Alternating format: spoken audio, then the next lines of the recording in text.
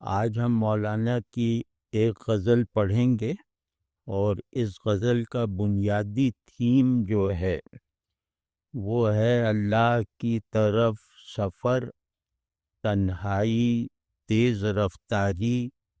اور آخر شب میں مکمل یکسوئی کے ساتھ،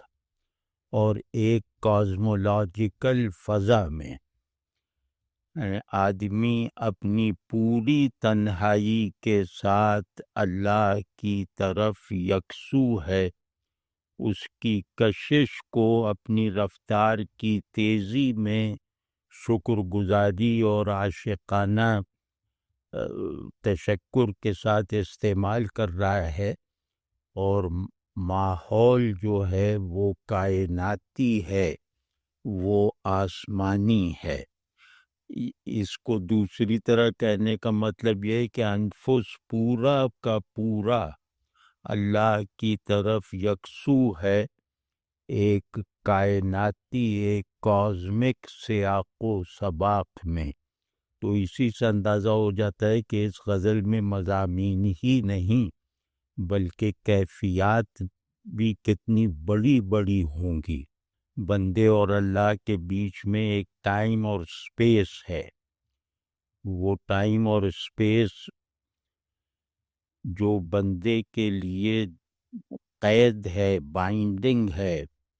کوئی بندہ اپنے طور پر اپنی ذہنی یا وجودی قوت سے ان دو دائروں کو نہیں پھلانگ سکتا، یا ان دونوں سے مل کر بننے والے دائرے سے تجاوز نہیں کر سکتا، لیکن اسی ٹائم میں اور اسی اسپیس میں اگر آدمی اپنی حقیقت یعنی بندگی کو بروئے کار لانے، یعنی اس کے انٹلیکچول اور پیشنیٹ تقاضوں کو بہترین طرح سے پورا کرتے ہوئے اپنے قبلہ توجہ، اپنی منزل یعنی لا زمانی اور لا مکانی محبوب اور معبود کی طرف پوری احتیاج کے ساتھ، پوری خود فنائی کے ساتھ اگر متوجہ ہو جاتا ہے، تو پھر یہی وقت لامکانی اور لازمانی قوت سے جیسے اس کی قیدیں ٹوٹنے لگتی ہیں، یعنی اللہ کی کشش زمان و مکان کی بندشوں کے ٹوٹنے کا تجربہ فراہم کر دیتی ہے۔ اسی کو مولانا نے ایک شعر میں، ایک لاجواب شعر میں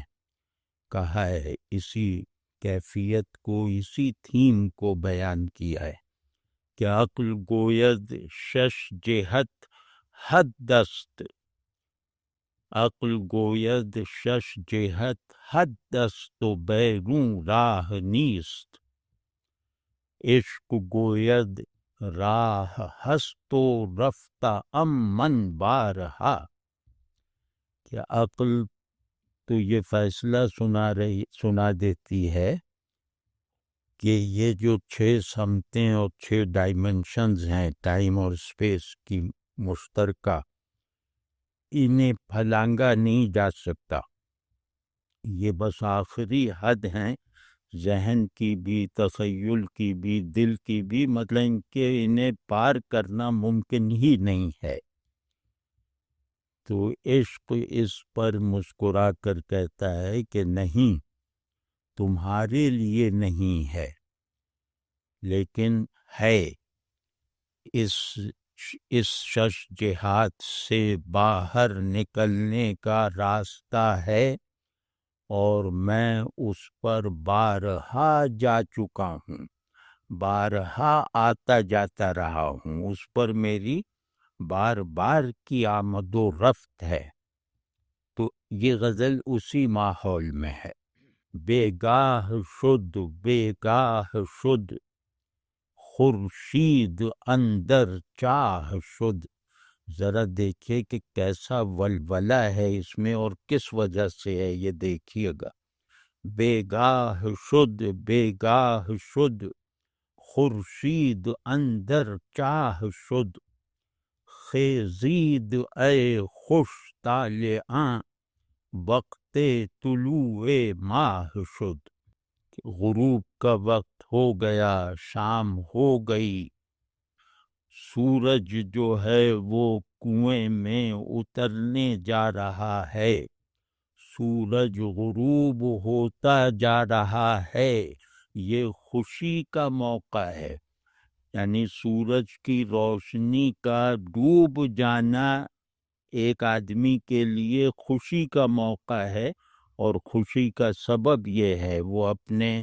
ہم مشربوں کو بلا رہا ہے، انہیں نوید دے رہا ہے کہ اے خوش نصیبو اٹھو اٹھو، کمر باندھ لو، کھڑے ہو جاؤ، سورج ڈوب گیا اور ماہ کے طلوع ہونے کا وقت آ پہنچا، پورے چاند کے ظاہر ہونے کا وقت آ پہنچا، اے خوش طالعو، اے خوش نصیبو، کمر کس لو، یعنی ہمارا وقت آ گیا ہے۔ ہمارا وقت سے مراد یہ کہ یہ وقت اللہ نے ہمیں دیا ہے اپنی لازمانی اور لامکانی قوتوں کو اپنی طرف متوجہ کرنے کی ضمانت دے کر، تو یہ ہمارا وقت ہے۔ اور یہاں بس اب دیکھنا، ایک دن ڈوب گیا، رات شروع ہو رہی ہے، دن جس کی وجہ سے دن تھا وہ کنویں میں گر گیا، اور رات جس کی وجہ سے جیسے وہ خوش بختی کی رات ہے، وہ جو ہے وہ طلوع ہو رہا ہے آسمان پر۔ تو اس میں مطلب علامت یہ ہے کہ خورشید ڈوبتا ہوا خورشید، یہ گویا اللہ کے اور بندے کے راستے میں گرنے والی ایک دیوار ہے، اور طلوع ہوتا ہوا پورا چاند وہ اللہ کے ظہور کا ایک عاشقانہ مظہر ہے، وہ اللہ کے جمال کا عشق پرور اظہار ہے، وہ عشق جو یہ جانتا ہے کہ ان حدود کو توڑا جا سکتا ہے۔ ساقی اور چاہ میں جو ہے وہ عمل زیادہ ہے، ہوش زیادہ ہے، ارے دن میں ہوش ہے، عمل ہے، مجمع ہے، تنہائی ممکن نہیں ہے، رات میں جو ہے وہ جذب ہے، عشق ہے، توجہ ہے، اور مطلب یہ کہ اس کی طرف کشش کا، جیسے یہ پوری کائنات اس کی طرف کھینچنے والا مقناطیس بن جاتی ہے، اس کی طرف، اللہ کی طرف۔ تو ساقی بسوئے جام رو، اب یہ پورا منظر جیسے چلتا جا رہا ہے، بس اب میں اسے نیریٹ کرتا رہوں گا۔ ساقی بسوئے جام رو، اے پاس باں بر بام رو، اے جان بے آرام رو، کاں یار خلوت خواہ شد، کہ ساقی جام کی طرف جا، یعنی کہ جام لا، اور اے پاسباں، یعنی اس خدا کے ساتھ انسپریشن سے بھری ہوئی تنہائی کی حفاظت کے لیے رکھے جانے والے پاسبان، تو چھت پر چڑھ جا، یعنی تو حفاظت کر ہماری، اے جان بے آرام رو، اے دن بھر مشقت سے گزرتی رہنے والی جان، اے تھکے ہوئے عاشق اٹھ جا، جاگ جا، تازہ دم ہو جا، کیوں؟ کاں یار خلوت خواہ شد، اس دوست نے خلوت کا امر کیا ہے، وہ دوست اب خلوت چاہتا ہے، وہ دوست تمہارے لیے بھی خلوت چاہتا ہے، اور وہ خلوت خالص خلوت جس کا دائرہ تم اپنے اندر اپنے چاروں طرف کبھی نہیں کھینچ سکتے، تو وہ تمہیں بھی اپنی خلوت میں داخل کرنا چاہتا ہے تاکہ اس خلوت کی حفاظت ہو سکے، کوئی غیر اس میں داخل نہ ہو سکے۔ اچھا نہیں، یہ ذرا اس شعر پہ میں تھوڑا سا اور کہہ دوں کہ ساقی بسوئے جام رو، اس کا مطلب کیا ہوا؟ اس کا مطلب یہ ہوا ہے کہ ہمیں ہمارے ہوش نے تھکا رکھا ہے، اس ہوش نے جو ہمیں جیسے ہمیں خود میں مبتلا رکھتا ہے،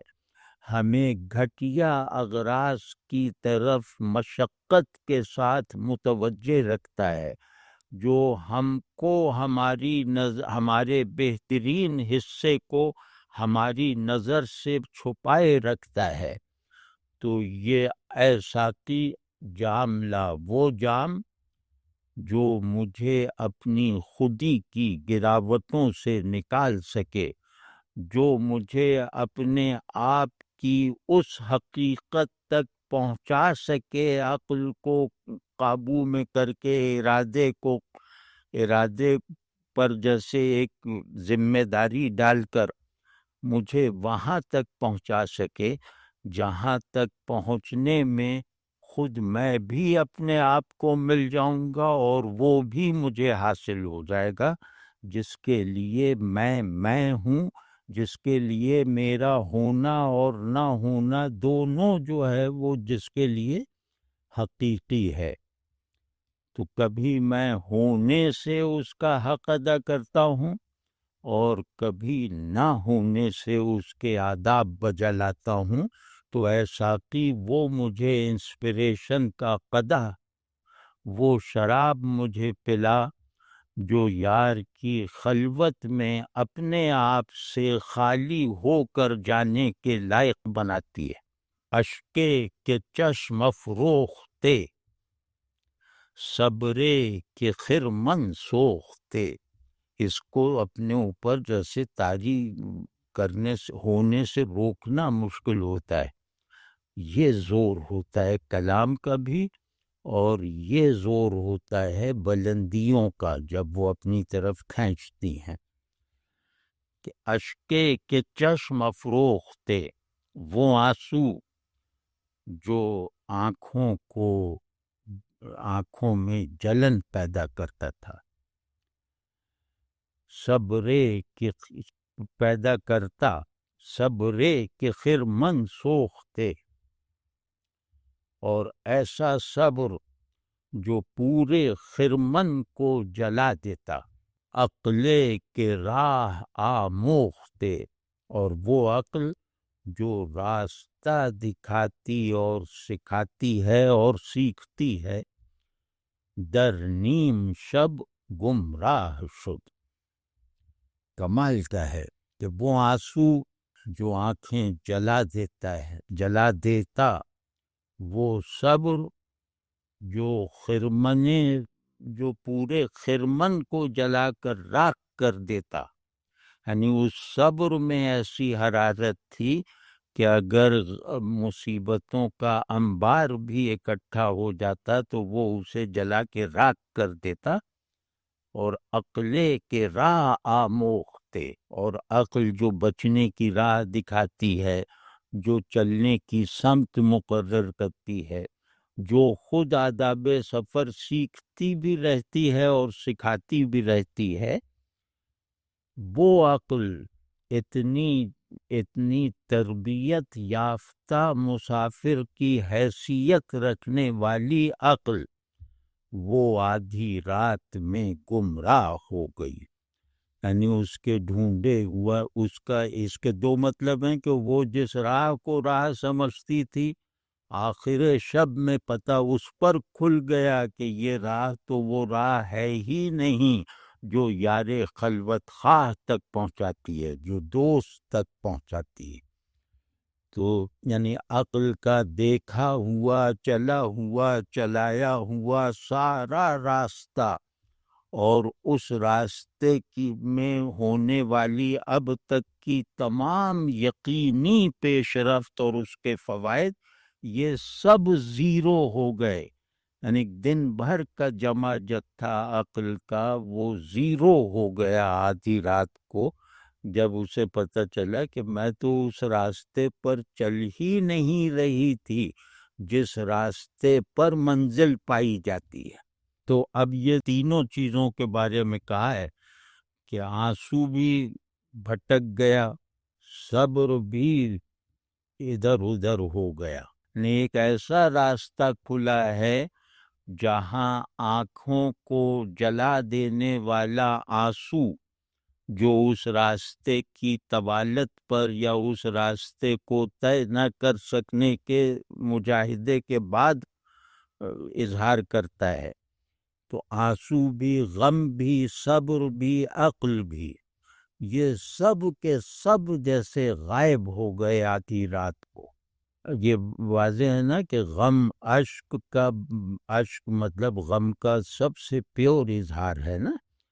تو وہ کہہ رہے ہیں کہ غم کتنا بھی، دن کا غم، دن کا صبر، یعنی اپنے آپ کو منزل بنا کر اٹھایا جانے والا غم اور کیا جانے والا صبر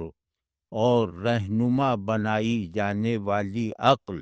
یہ سب کی سب آدھی رات کو جیسے بچھڑ گئے، آپسی میں ایک دوسرے سے بچھڑ گئے، اور تینوں جیسے ایک ایسے اندھیرے میں چلے گئے، ایک واقعی اندھیرے میں چلے گئے کہ انہوں نے اب تک اپنی تمام صلاحیتوں کو ایک غلط راستے اور ایک نادرست مقصود کی خاطر ضائع کر کے رکھ دیا۔ شب روح، اب رات کے فضائل بیان کر رہے ہیں روز پر۔ رات صورتوں کو چھپاتی ہے، زمینی صورتوں کو چھپاتی ہے، آسمانی صورتوں کو دکھاتی ہے۔ سورج جو ہے وہ زمینی صورتوں کو دکھاتا ہے، آسمانی صورتوں کو چھپا لیتا ہے، یہ فرق ہے ان دونوں میں۔ تو اس فرق کی بنیاد پر شب روحا واصل شود، مقصود ہا حاصل شود، چون روز روشن دل شود، ہر کو ز شب آگاہ شد۔ کہ رات کہ روحیں اپنے مقصود کو پہنچ جاتی ہیں، رات روح کے لیے وصال ہے، روح کے لیے وقت وصال ہے، اور تمام مقاصد یعنی عاشقانہ اور عارفانہ جذبے سے چلنے والے مسافر کے جتنے بھی مقاصد ہیں اور مطلوب ہیں وہ سب رات میں حاصل ہوتے ہیں۔ چون روز روشن دل شود، وہ عاشق، وہ عارف، وہ بندہ دن کی طرح بلکہ دن سے بھی بہت زیادہ روشن دل ہوتا ہے۔ اس کا دل جس روشنی سے روشن ہوتا ہے وہ روشنی فراہم کرنا 1000 سورجوں کے لیے بھی ممکن نہیں ہے، 1,00,000 دنوں کے لیے بھی ممکن نہیں ہے۔ تو وہ چون روز روشن دل شود، وہ جس طرح یہ الہی رات ہے اسی طرح ایک الہی روز ہے، اس روز کی طرح روشن ہو جاتا ہے وہ شب آشنا دل جو رات کی گہرائیوں میں، رات کی جگمگاہٹوں اور اندھیروں کے تال میل میں غیب و شہود کا سفر طے کرتا رہتا ہے، قلب کے اطمینان کے ساتھ، ذہن کے تجسس و طمانیت کے ساتھ، اور مسلسل پیاس کو بڑھاتی رہنے والی سیرابی کے ساتھ۔ جس نے رات کو جان لیا کہ یہ اللہ کی رات ہے، اس کا دل بھی اتنا روشن ہو جاتا ہے جیسے کہ اللہ کا دن روشن ہوتا ہے۔ شب ماہ خرمن می کند، اب ہم لوگوں کے لیے راتوں کو جاگنا آسان ہے، راتوں کو مطلب یہ کہ اب رات میں اٹھنا پرانے لوگوں کی طرح دشوار نہیں رہا، کیونکہ رات میں سونے کا ماحول، جیسے سونے کا رواج کم ہوتا جا رہا ہے، تو ہم تو بہت زیادہ فائدہ اٹھا سکتے ہیں کسی چھوٹی بڑی تکلیف میں پڑے بغیر۔ تو اس نظر سے بھی دیکھنا چاہیے رات کے یہ فضائل۔ شب ماہ خرمن می کند، اے روز زیں برگاؤ نہ، کہ رات چاند کو انبار کر رہی ہے، چاند کا خرمن بنا رہی ہے، یعنی رات جیسے چاندنی اور چاند اور روشنی اور تمام ستاروں کا خرمن بنا رہی ہے۔ اے روز زیں برگاؤ نہ، اے دن تو گائے پر زین کس لے۔ یہ وہ جو پرانا تصور ہے نا کہ زمین گائے کے سینگ پر ہے، تو وہ جس کے سینگ پر ہے اس گائے پر اب زین کس لے، اس پہ زین رکھ دے کہ وہ بھاگ جائے۔ واضح ہے نا کہ وہ جو گائے زمین کا کرہ اٹھائے ہوئے ہے اپنے دونوں سینگوں پر، یہ رات آئی ہے، اور یہ رات جو ہے اب گویا اس گاؤں کو حکم سفر دے رہی ہے کہ ہٹ جاؤ، اب زمین کو سہارے کی ضرورت نہیں ہے، کیونکہ اس زمین کو آسمانی قوتوں نے اپنی طرف کھینچ رکھا ہے۔ اب اس کو اس گائے کی ضرورت نہیں ہے جو اس خوف سے بھیجی گئی تھی کہ کہیں زمین لڑک نہ جائے، کہیں زمین پستی میں نہ چلی جائے۔ اب زمین آسمانی بلندی کے تسلسل میں ہے ایک کشش کے ساتھ، تو اس گائے کی ضرورت نہیں رہی، یعنی اب زمین کو زمین ہونے کی حاجت نہیں رہ گئی، زمین رہنے کی حاجت نہیں رہ گئی، کیونکہ آسمان پہ ایسا خرمن وجود سجا ہوا ہے، ایسے ایسے پرکشش جو ہیں وہ اسباب پیدا ہو گئے ہیں کہ اس زمین کا ذرہ ذرہ گویا حالت پرواز میں آ گیا ہے۔ تو اب اس گائے کی کیا ضرورت؟ تو بنگر کے راہے، ہاں یہ پہلا مصرع تھا، بنگر کے راہے کہکشاں از سنبلا پرکاہ شد۔ اب اس میں جو پرانی شاعری پڑھنے والے ہیں وہی اس سے بہت زیادہ لطف اندوز ہو سکتے ہیں لفظوں سے۔ تو بہرحال منظر سنبلہ جو ہے اس میں ایک لفظ ہے، اس کے دو معنی ہیں۔ ایک معنی ہے خوشہ، گچھا، گندم کا خوشہ، اور اسی لفظ کا دوسرا مطلب ہے آسمان کا چھٹا برج۔ آسمان میں 12 دروازے ہیں، تو ان 12 برجوں میں سے جو چھٹا برج ہے اسے سنبلہ کہتے ہیں، اور عذرا بھی کہتے ہیں۔ اس کی تفصیلی کو مشرق سے مغرب تک ایک دوشیزہ جو ہے، ایک بہت مقدس سی دوشیزہ لیٹی ہوئی ہے کروٹ کے بل، اور اس نے ایک ہاتھ لیٹے لیٹے اٹھا رکھا ہے، اس میں گندم کا گچھا ہے۔ تو یہ بھی ذہن میں رہے، آپ سنبولا جیسے پورا ایک کیریکٹر بھی بن جائے گا۔ سب چیزیں وہاں آسمان پر گویا ایک خرمن تیار ہے۔ خرمن کیا؟ جس میں وہ چیزیں انبار ہیں جو گاوے زمین کو، زمین کی خوراک کھانے والی گائے کو خواب میں بھی نصیب نہ ہوئی ہوں گی۔ بس اب گاؤں پر زین کس دے اور اس کو دوڑا دے آسمان کی طرف، اس کا رخ آسمان کی طرف کر دے، جہاں آسمان گندم کا خوشہ لے کر گندم کا چھڑکاؤ کر رہا ہے۔ اس کے لیے اگر یہ چاہے تو، اگر یہ اپنی غذا کو آسمانی بنانا چاہے، جاویدانی بنانا چاہے، تو اس کو بھی زین کس کے اس کو بھی آزاد کر دے، اور تاکہ اس کا بھی بھلا ہو جائے۔ یعنی ارضیت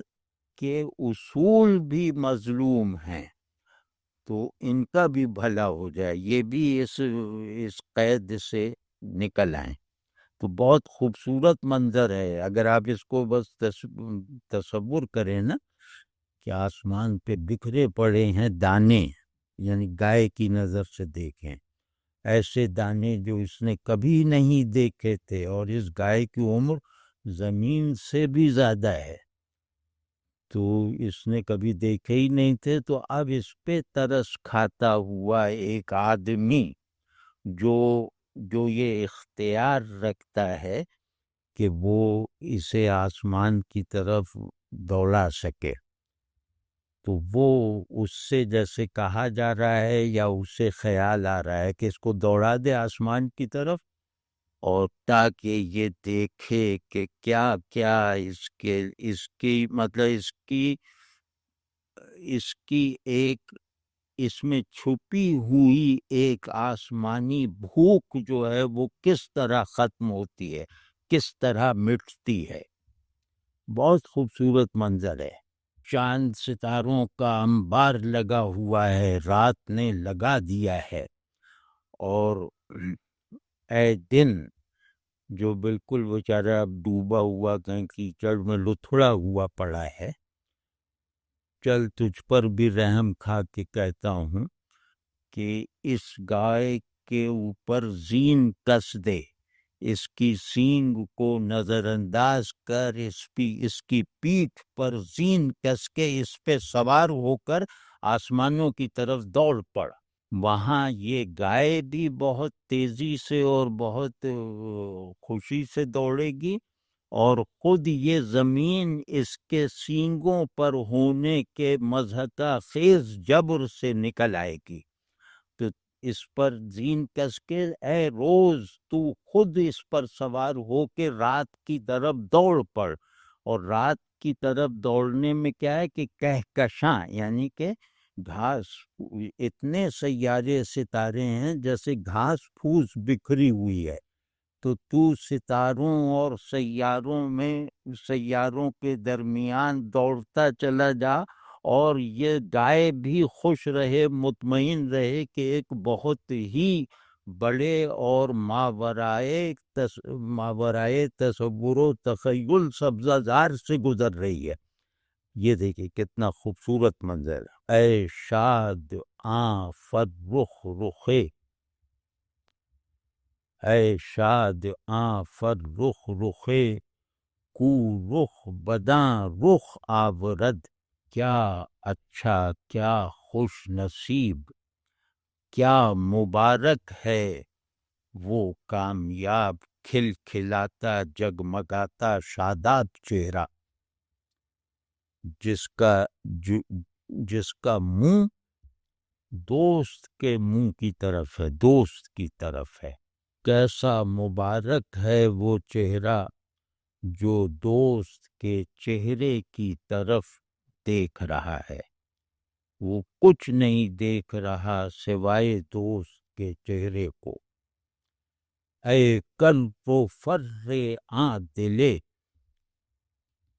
کو سوئے آں دل خواہ شد۔ مطلب حد ہے اس میں، اتنا ایک عجیب سی وہ ہے،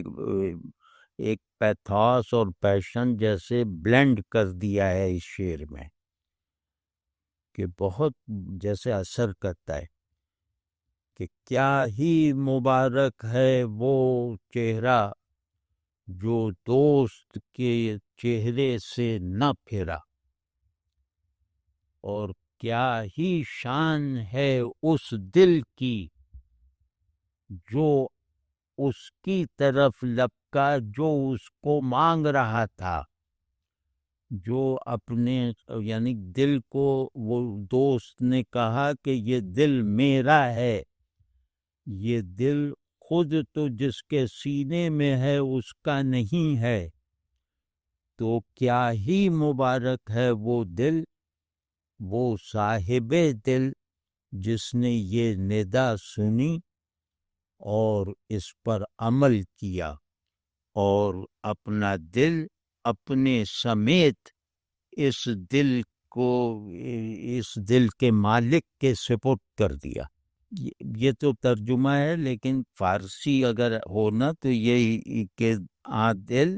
کے سوئے آ دل خواہ شد. دل اور دل خواہ میں بہت خوبصورت ایک وہ مناسبت ہے کہ دل اور دل طلب کرنے والا. تو کیا شان ہے اس دل کی، یعنی وہ دل جو دل خواہ سے متعلق نہیں ہے، اس سے گھٹیا، اس سے مجبور، اس سے گرا پڑا کوئی ہو ہی نہیں سکتا. اس سے زیادہ قابل تحقیر کوئی شے نہیں ہے جو اپنے دل خواہ سے غیر متعلق ہے یا اس کی طرف غیر متوجہ ہے. تو ساری قدر و قیمت اس بنیاد پر ہے دل کی کہ وہ دل خواہ کے سپرد ہوتا ہے یا نہیں. تو اس کو کریں کر و فر. کر و فر کا لفظی مطلب ہوتا ہے جنگ اور پسپائی.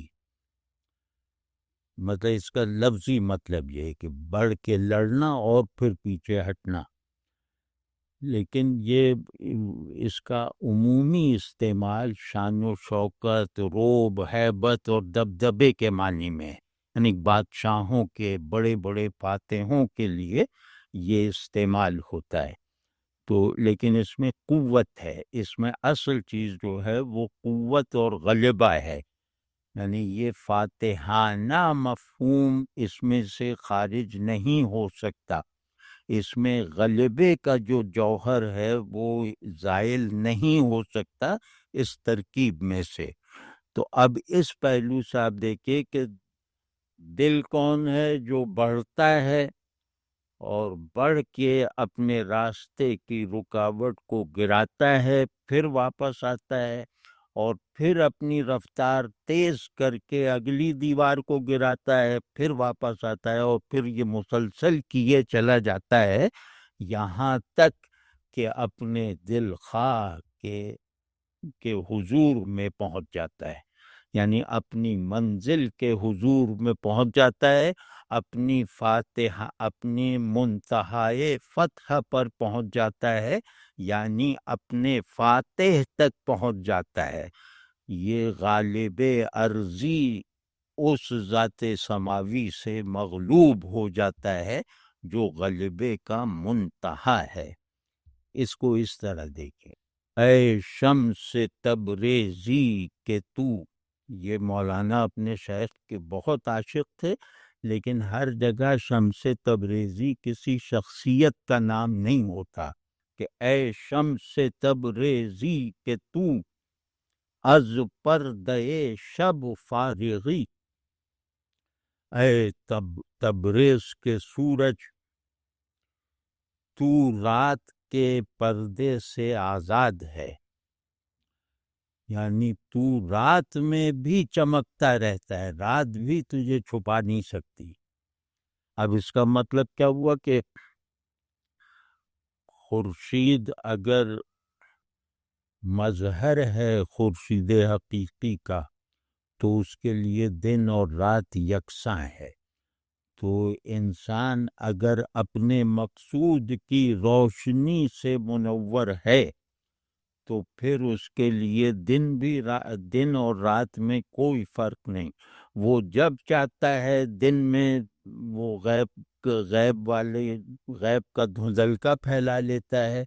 اور جب چاہتا ہے اندھیرے میں سورج طلوع کروا دیتا ہے. تو اس کو کہہ رہے ہیں کہ اے شمس تبریزی، یہ تو خورشید زمینی کی بات ہو رہی تھی، تو شمس تبریزی ہے. تجھ پر رات کیا اثر کرے گی؟ تو رات اور دن دونوں سے آزاد ہے. تو پردے شب تجھ پر چڑھایا نہیں جا سکتا، پردے شب تجھے چھپا نہیں سکتا. لا شرقی و لا غربی اکنوں سخن کو تاش. کہ نہ تو شرقی ہے نہ غربی ہے، بس اتنی بات کافی ہے. یہاں گویا ساری بات مکمل ہو گئی. اس سے آگے کچھ کہنے کو نہیں رہ گیا۔ اب اس کا مطلب یہ ہے کہ یہ جو ایک نظام سماوی کا ایجنٹ سورج ہے، یہ سورج جب اس سورج کو میں اس کی اصل کے ساتھ خود میں جذب کر لوں تو پھر میں اس سورج سے زیادہ آزاد، زیادہ روشن رہوں گا، پھر دن اور رات کی تمیز سے آزاد ہو کر روشنی پھیلاتا بھی رہوں گا اور خود کو روشن کرتا بھی رہوں گا،